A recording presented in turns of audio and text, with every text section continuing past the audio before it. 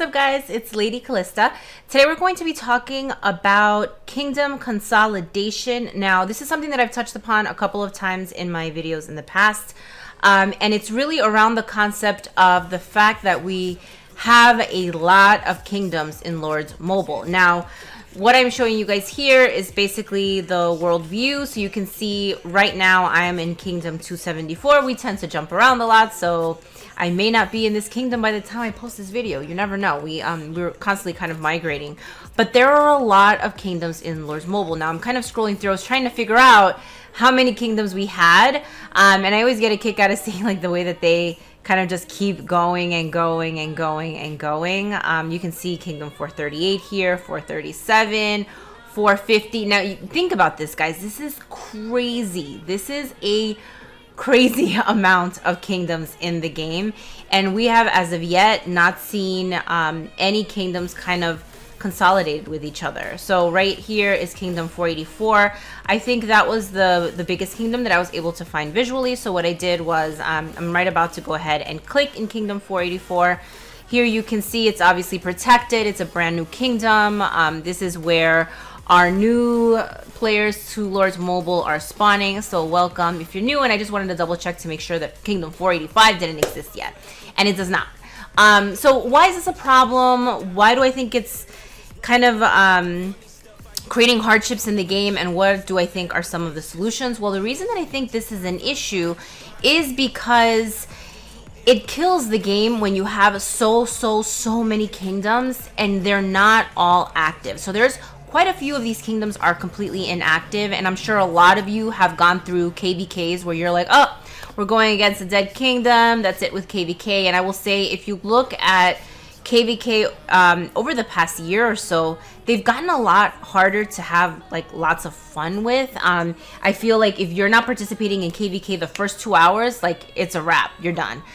You're basically going to just rally some of the bigger players, and people just, you kind of just like miss the boat. And I don't believe, you know, KVK should really operate that way. It's a 24-hour event for a reason. Like there should really be enough to do for 24 hours, and today that's kind of like not the way that it works.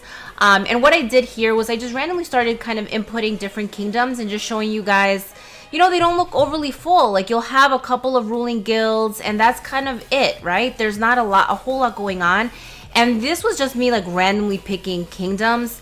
I'm sure that if I actually went and looked for specifically like dead kingdoms, I would find a bunch of them. There's some where there's just like one ruling guild and they kind of have the entire kingdom to themselves. And don't get me wrong, I know that especially for some of you that are trying to unlock T4 is a really good example. You're going to look for a lot of gold. You cannot afford to constantly get attacked. You're going to be doing a lot of the longer researches, right? So you're going to be probably farming level 5 gold tiles and probably staying in hyper mode if you can, right? With that kind of gold spec and gold producing gear potentially, and you might be afraid if your bubble drops, you know, getting automatically attacked. For sure, in a very active kingdom, that's difficult to do. And I know for a fact that a lot of you guys, I see it in the comment section, will say like, hey, I'm trying to grow, can you tell me some kingdoms that are inactive, right? So I totally understand the fact that there is a group of players out there that is looking for dead kingdoms, right? And you're going there because you want to farm and you want to grow. And then there's this other group of players that is looking for action, and going against a dead kingdom in KVK sucks, and being in a dead kingdom in general just sucks, or the kingdom like drying out really quickly because there's so many options for guilds to go and migrate into, right? So you have these kind of two camps. And I'll say this, guys, the way that I think about it, I think there's a couple of solutions. I think ultimately we absolutely need to condense the kingdoms together and not have quite so many. It's going to help the game run better, right? If you think about it from a technical perspective, being able to maintenance adequately 484 kingdoms with all those servers, it's a lot of work. If they were to cut back some of the servers, you'd probably see a lot more emergency maintenance and issues happening in KVK. So I believe the game itself would run better, forcing people to be in tighter quarters, right? And think about it, like if you have 484 kingdoms, if you reduce it to 300, that's 184 kingdoms that you're getting rid of, right? So you should be able to run the game more efficiently, and you're going to make it more kind of fun. There's going to be a lot more going on, right? Alliance or nap anyone, because you have a variety of different options.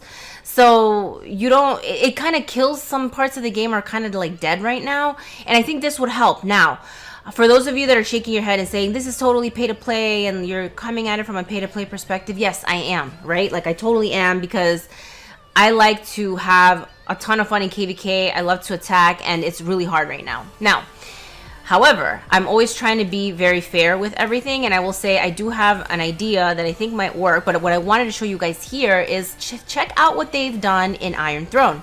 So, surprise, those of you that haven't seen Iron Throne is a game that is very similar to Lords Mobile.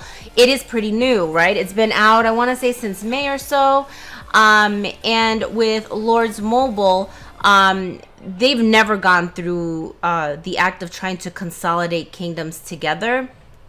However, in Iron Throne, they have done kingdom mergers, and I wanted to show you guys this here.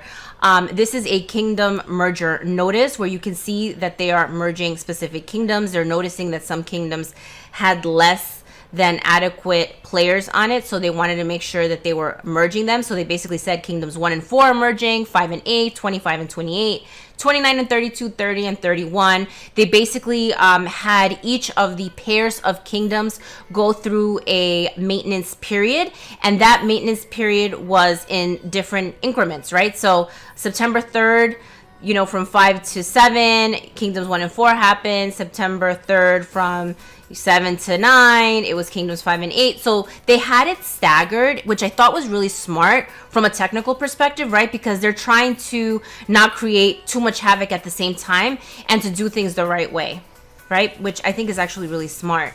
I think it was smart that they did this preemptively. And here I wanted to show you guys this. A premium teleport item will be distributed to all the players in the kingdoms that are merging, right? So that's the first thing, is everyone is going to be bubbled for a certain number of hours. Alliances in Iron Throne, you do have an alliance castle, so they would need to basically reset those. But they took care of everything. They let you know that everything would be reset. In the cases where you had people that had the same name, right, you would suddenly have numbers after your name because they didn't want to have people having the exact same name in the same kingdom, and that's kind of the way that it worked in that game. They let you know that following the merge, everything on the world map would be returned to your individual castle. Any garrisons, anything gathering, everybody would basically come back. Again, you would have a 24-hour peace shield once the maintenance period ended, which I thought was really smart. Again, this is the whole, the naming of the lords and how they would rename people in the case that there was that issue. Alliances with duplicate alliances names would be changed. Now, this is more complicated than what we have in lords, right? Because you can't have two alliances with the same name or two players with the same name. In Iron Throne, you can, and they had to kind of account for it in that way. But you can see there, that's a game that's large, that's complicated, and they were able to do it in an effective way. And I really believe Lords could do the same thing. Now, what I would suggest Lords do is basically follow something that's really big on PC games. For those of you guys that play like World of Warcraft or Black Desert, for example, you're able to see all the servers and you're able to see the action level on each of the servers. So you can see population high, population medium, population low. So if you're a player that's looking to grow, you might go to a low population. If you're a player that's, you know, just starting out, maybe you just unlocked D4, you want to start getting into some skirmishes, you might go into a medium. If you're one of like the big guilds and the massive alliances, you might look for high, right? So I feel like if they were to condense the kingdoms and then based on those kind of combinations of kingdoms or mergers, right? Like go through this merger process, then basically say the population and have that dynamically update, right? So if a guild, two guilds leave and they were like the biggest guilds, the population suddenly goes from high to medium, that can be updated real time. I think that would be amazing, right? Now, some of you naysayers might say, yeah, but if it says low population, the bigger guilds will come and burn us. Not necessarily, because the big guild, I don't want to go to a place that doesn't have any castles, right? So, but if you're trying to grow, you do. So it actually works out really, really well. I think it would make the game so much better. And people know what they're getting into. So if you're in an alliance that's looking to grow, you go into a low population, not a lot going on, just a couple of guilds there. base if you're looking for something a little bit more speed medium, and then you have the high for like the crazy 24-hour battles for base, right? And I feel like that would be a really good way to take care of everyone.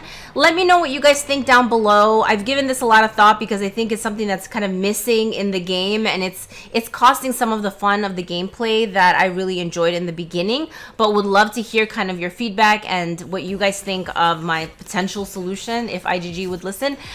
So let me know down below. As usual, thank you so much for watching.